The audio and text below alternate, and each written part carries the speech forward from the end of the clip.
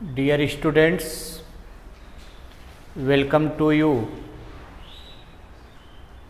in MIPPS coaching classes.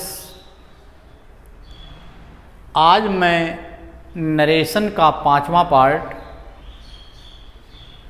पढ़ाने चल रहा हूँ। इसमें ऑप्टेटिव सेंटेंस, आशीर्वाद सूचक वाक्य सबसे पहले पढ़ाने चल रहा हूँ। ऑप्टेटिव सेंटेंस यानी आशीर्वाद सूचक वाक्य। आशीर्वाद सूचक वाक्य दो तरह का होता है, दो तरह से आशीर्वाद दिया जाता है। एक तो डायरेक्ट आशीर्वाद दिया जाता है और दूसरा इनडायरेक्ट दिया जाता है, किसी से निवेदन करके आशीर्वाद दिया जाता है। जैसे कहा जाए, कोई कहा गुरुजी प्रणाम, खुश रहो बेटा खुश रहो, तो ये जैसे डायरेक्ट आशीर्वाद, प्रत्यक्ष हमने आशीर्वाद दे दिया, चाहे वो अभिशाप हो चाहे आशीर्वाद हो, ये प्रत्यक्ष रूप से हुआ। और कोई कहता है गुरुजी प्रणाम, बारे भगवान करें कि खुश रहो बेटा खुश रहो, भगवान करें, हमने भगवान से निवेदन कर लिया कि भगवान आपको खुश रखें, तो ये अप्रत्यक्ष आशीर्वाद हुआ। तो दो तरह से आशीर्वाद होता है, एक डायरेक्ट और दूसरा इनडायरेक्ट, अप्रत्यक्ष आशीर्वाद। तो जैसे ये कहा गया कि दी हर्मिट सेड टू मी, सन्यासी मुझसे कहा लिव लॉन्ग, आयुष्मान भव, चिरंजीवी भव। तो ये हर्मिट माने सन्यासी, संत। तो ये देखिए डायरेक्ट आशीर्वाद हो गया। तो अब तक जैसे हमने असर्टिव सेंटेंस में रिपोर्टिंग वर्ब के स्थान पर टोल्ड लगाया, इंट्रोगेटिव में आस्क्ड लगाया, और इसमें इंपरेटिव में चार चीज़ें लगाया। चार चीज़ों में जैसे ऑर्डर, एडवाइज्ड,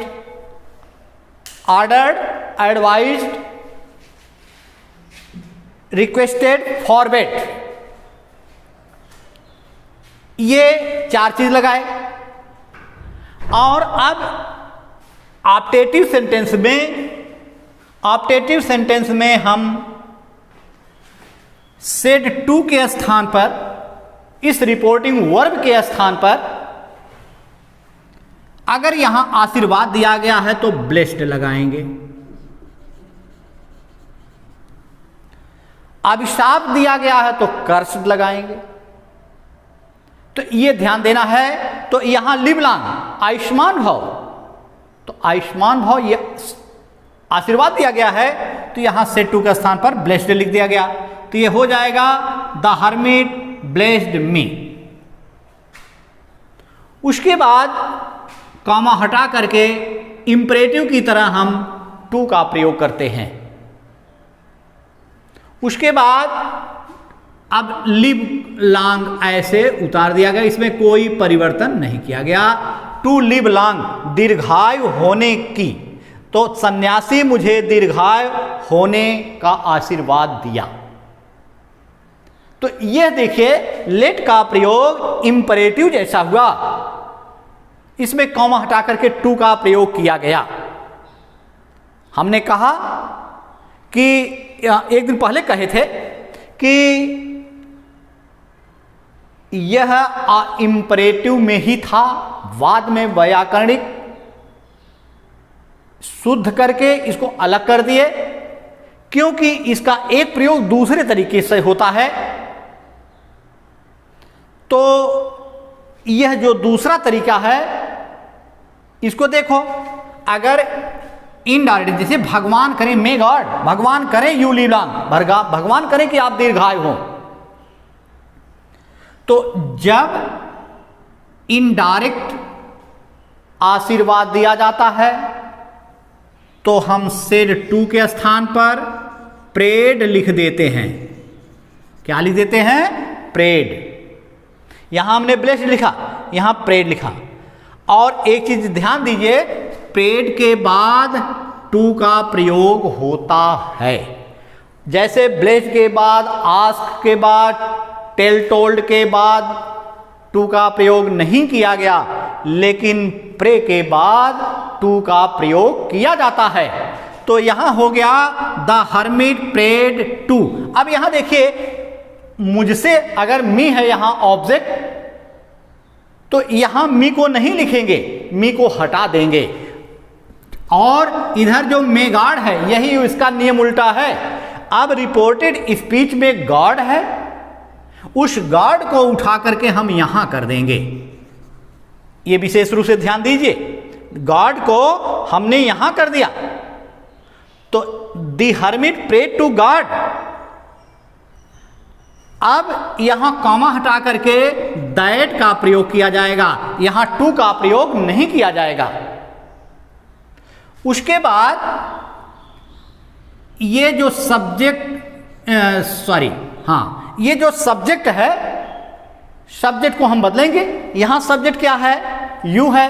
यू हमने बताया था कि ग्रामर की दृष्टि से ये प्रोनाउन है, पर्सनल प्रोनाउन है, सेकंड पर्सन है। तो सेकंड पर्सन ऑब्जेक्ट के अनुसार बदला जाता है। ऑब्जेक्ट मी है, फर्स्ट पर्सन का है, तो यहां आई हो जाएगा। Second person changes according to object of reporting speech, तो यहां आई हो गया। और हमने बताया था मे का माइट हो जाता है, तो यहां माइट हो गया, आई माइट। उसके बाद लिव लॉन्ग। ये देखिए, इसमें बहुत अंतर हो गया, इससे बहुत अंतर हो गया, जबकि दोनों ऑप्टेटिव सेंटेंस के ही हैं, लेकिन दो तरह के प्रयोग होते हैं। एक प्रयोग इंपरेटिव जैसा होता है और दूसरा प्रयोग असर्टिव जैसा होता है। इसी नाते से ऑप्टेटिव सेंटेंस को इंपरेटिव से निकाल करके अलग किया गया। जब बाद में संशोधन हुआ तो इसमें संशोधन किया गया। तो यही देखिए, फिर से देखो कि the hermit said to me, comma inverted comma में, लिव लॉन्ग। सन्यासी मुझसे कहा चिरंजीवी भव। उसके बाद इसमें हो गया the hermit blessed me, comma हटा करके टू का प्रयोग किया गया, टू लिव लॉन्ग, चिरंजीवी होने का मुझको वह आशीर्वाद दिया। फिर दूसरा तरीका हो गया the hermit said to me, comma inverted comma में, may God you live long. वही चीज है, लेकिन हमने भगवान से, सन्यासी भगवान से प्रार्थना करके आपको आशीर्वाद दे रहा है, तो इसका असर्टिव जैसा प्रयोग होगा। इसमें सेड टू के स्थान पर अगर गॉड रहे तो प्रेड हो जाएगा। गॉड को उठा करके हम रिपोर्टेड स्पीच से इधर रिपोर्टिंग स्पीच की तरफ लेकर चले जाते हैं, तो यहां हो जाता है the hermit prayed to God, the hermit prayed to God.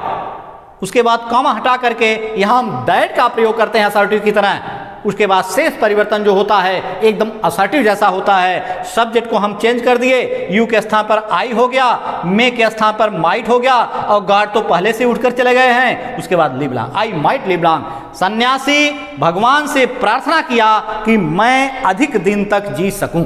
इसका अर्थ यही हुआ कि सन्यासी भगवान से प्रार्थना किया कि मैं अधिक दिन तक जी सकूं। तो ये देखिए, असर्टिव जैसा इसका चेंज हुआ, ये इंपरेटिव जैसा चेंज हुआ। इसी को कहते हैं ऑप्टेटिव सेंटेंस। केवल इसमें यही और है कि अगर अभिशाप दिया गया है तो कर्स्ड लिख दिया जाता है, ब्लेस्ड के स्थान पर कर्स्ड लिख दिया जाता है। उसके बाद लेट का प्रयोग देख लीजिए। लेट का प्रयोग इंपरेटिव ऑप्टेटिव से निकाल करके लेट का एक अलग प्रयोग होता है। यह है इसी में, इंपरेटिव में ही है। जैसे कहा गया the rat said to the lion let me go please. चूहे ने शेर से कहा कृपया मुझे छोड़ दीजिए। जब चूहे को शेर ने अपने पंजे में पकड़ लिया तो वो कहा कि ठीक है, मुझको भाई छोड़ दीजिए, मैं कभी आपके काम आऊंगा। तो वही रिक्वेस्ट किया, the rat said to the lion, चूहे ने शेर से कहा लेट मी गो प्लीज, कृपया मुझे जाने दीजिए, कृपया मुझे छोड़ दीजिए। तो अगर लेट के बाद मी का, जरा सा सोचिए, यहां ध्यान दीजिए कि लेट के बाद यदि यस अस नहीं है, अस के अलावा कोई भी ऑब्जेक्ट हो, तो इनडायरेक्ट नरेशन इंपरेटिव जैसा बनेगा। अगर लेट के बाद अस का प्रयोग किया गया है तो उसका नियम चेंज हो जाता है, इसीलिए लेट का प्रयोग अलग से बताया जाता है। फिर से सुनो कि अगर लेट के बाद अस के अलावा किसी भी ऑब्जेक्ट का प्रयोग किया गया है, किसी भी मतलब 5 जो शेष बचे, मी, यू, देम, हर, हिम, तो ये जो बचे हैं, ये 5 जो ऑब्जेक्ट हैं, अगर लेट के बाद इसका प्रयोग किया गया है तो इनडायरेक्ट नरेशन इंपरेटिव जैसा होगा। तो देखिए यहां चूहा क्या किया, शेर से आग्रह किया कि मुझको छोड़ दीजिए, मुझको जाने दीजिए। तो यहां सेट के स्थान पर रिक्वेस्टेड हो गया। क्या हो गया? रिक्वेस्टेड हो गया। तो the rat requested the lion, the rat requested the lion, चूहे ने शेर से आग्रह किया। यहां कॉमा हटा करके हम टू का प्रयोग करेंगे, उसके बाद लेट को उतार देंगे, मी को बदल देंगे, क्योंकि यह प्रोनाउन है, पर्सनल प्रोनाउन है, फर्स्ट पर्सन है, रैट के अनुसार बदला जाएगा, तो यहां हिम हो जाएगा, लेट हिम गो। अब रिक्वेस्ट लगाने के नाते प्लीज को हटा दिया जाएगा। देखिए, the rat requested the lion to let him go, चूहा शेर से अपने को छोड़ने का आग्रह किया, इसका अर्थ यही हुआ। तो यह इंपरेटिव जैसा देखिए हो गया। लेकिन ध्यान देने की बात निचले वाले वाक्य में है कि यदि लेट के बाद अस का प्रयोग किया गया है तो इसका नियम चेंज हो जाएगा। लेट के बाद अगर अस है तो सेड टू के स्थान पर प्रपोज्ड हो जाएगा। क्या हो जाएगा? प्रपोज्ड हो जाएगा।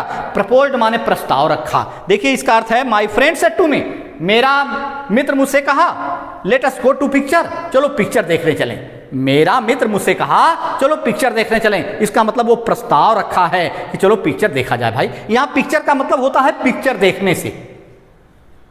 तो देखिए यहां अगर प्रपोज किया गया है तो सेड टू के सेड के स्थान पर प्रपोज्ड हो गया। तो my friend proposed to me. देखिए भाई प्रपोज के बाद भी टू का प्रयोग किया जाता है। जैसे यहां प्रेड के बाद टू का प्रयोग किया गया, उसी तरह से प्रपोज के बाद भी टू का प्रयोग किया जाता है। तो my friend proposed to me, मेरा मित्र मुझसे प्रस्ताव रखा, मेरे सामने प्रस्ताव रखा। इसके बाद देखिए हम कॉमा हटा करके दैट का प्रयोग करेंगे। कब करेंगे? जब लेट के बाद अस का प्रयोग किया गया हो। यही बिल्कुल एकदम समझने की बात है। तो यहां लेट के बाद अस है तो कॉमा हटा करके हम दैट का प्रयोग करेंगे, लेट को हटा देंगे। देखिए भाई दूसरा नियम अपने मन से सब करना है। यहां लेट को हटा देंगे, उसके बाद अस के स्थान पर वी या दे का प्रयोग करेंगे। दोनों में से कोई कर सकते हैं। अगर लेट के बाद अस है तो अस के स्थान पर ये वहां लागू नहीं होता कि first person changes according to subject of reporting speech, ये बात नहीं है। यहां दूसरा नियम ही है, इसीलिए लेट का प्रयोग अलग से बताया जाता है। तो देखिए अगर अस है तो ये नहीं कि सब्जेक्ट के अनुसार बदलेंगे, बल्कि अस के स्थान पर वी या दे का प्रयोग करेंगे, दोनों में से कोई करेंगे। तो यहां मान लीजिए वी हो गया, उसके बाद अपने मन से शुड का प्रयोग करेंगे। किसका प्रयोग करेंगे? शुड का प्रयोग करेंगे। देख लीजिए है नहीं जबकि, लेकिन इसका नियम है कि अस के स्थान पर हम वी या दे का प्रयोग करेंगे, उसके बाद अपने मन से शुड का प्रयोग करेंगे। बाकी परिवर्तन असर्टिव जैसा। अब शुड के बाद क्रिया में कोई परिवर्तन नहीं किया जाता, तो शुड गो टू पिक्चर। देखो बच्चों, ये हो गया आपका my friend proposed to me that we should go to picture. मेरा मित्र मुझसे प्रस्ताव रखा कि हम लोगों को पिक्चर देखने चलना चाहिए।